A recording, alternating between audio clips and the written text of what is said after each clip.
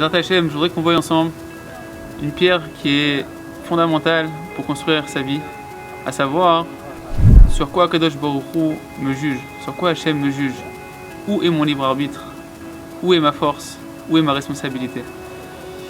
Rabbi Nachman de Breslev et tous les sages d'Israël sont d'accord pour dire que le libre arbitre d'un homme se trouve uniquement dans sa volonté, car toutes les actions proviennent d'Akadosh Baruch Hu. Hashem, en réalité, est le maître de tout, il est le maître de toutes les actions, comme le dit le Rambam.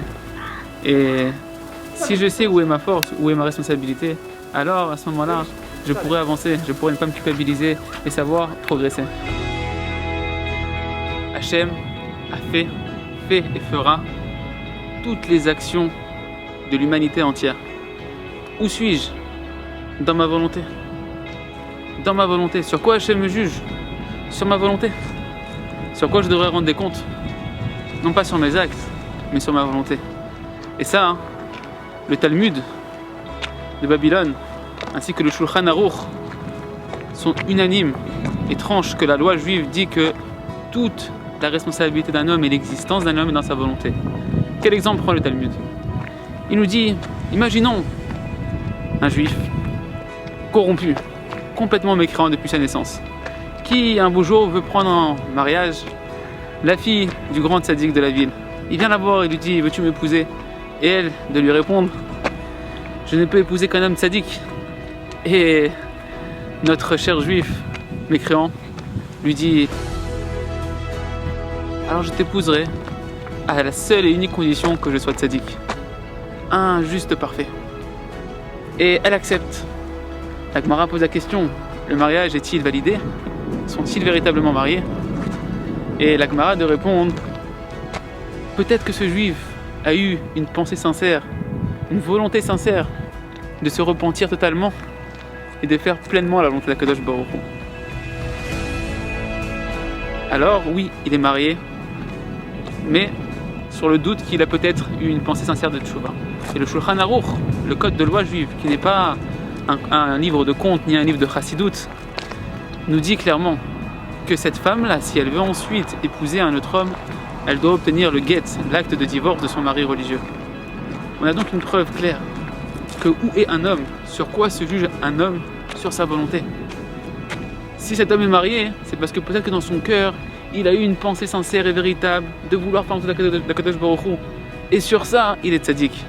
Réfléchissons un instant. Cet homme-là ne savait pas du tout qu'est-ce que ça voulait dire être tzaddik. Il ne connaît pas les lois juives. Il n'a peut-être pas de connaissance quels sont les bons traits de caractère, les mauvais traits de caractère, les bons désirs, les mauvais désirs d'après la Torah. Et pourtant, une seule pensée de vouloir être comme Hachem il veut, il est tzaddik. Aux yeux d'Hachem. Même si Hachem sait très bien que ça va lui prendre encore énormément de temps dans les actes pour devenir concrètement un tzaddik. Dans le ciel, on l'a déjà statué comme un tzaddik. Qu'est-ce que j'en peux, pour nous, tirer comme conclusion? Peu importe où j'en suis dans mes actions, peu importe dans quel emprisonnement de mes mauvais traits de caractère, mes mauvais désirs, mes mauvaises habitudes je suis, je peux à chaque instant décider de changer ma volonté. Ici, je suis libre de dire à Hachem, je veux être entièrement comme tu veux que je sois. Et à chaque fois que je pense cette pensée, dans le ciel, c'est considéré comme une pensée pure de Teshuvah et on me note comme tzaddik. Et nos sages des morts nous ont dit, dans le chemin dans lequel un homme veut aller, on le conduit. Rien ne tient devant la volonté d'un homme. Alors le chemin est simple.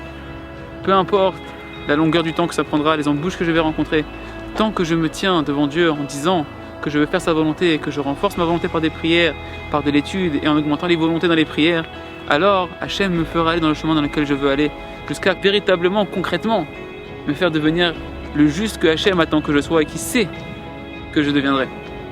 À ce que chacun d'entre nous se renforce, que chacun d'entre nous apprenne à se juger véritablement là où il est et se rappelle que dans le ciel, on ne te demandera pas pourquoi tu as fait ceci, pourquoi tu as mal parlé, pourquoi tu as mal regardé, pourquoi tu as volé, pourquoi on te demandera pourquoi tu n'as pas sincèrement voulu fermer les yeux, pourquoi tu n'as pas sincèrement voulu bien parler, pourquoi tu n'as pas sincèrement voulu faire le Shabbat.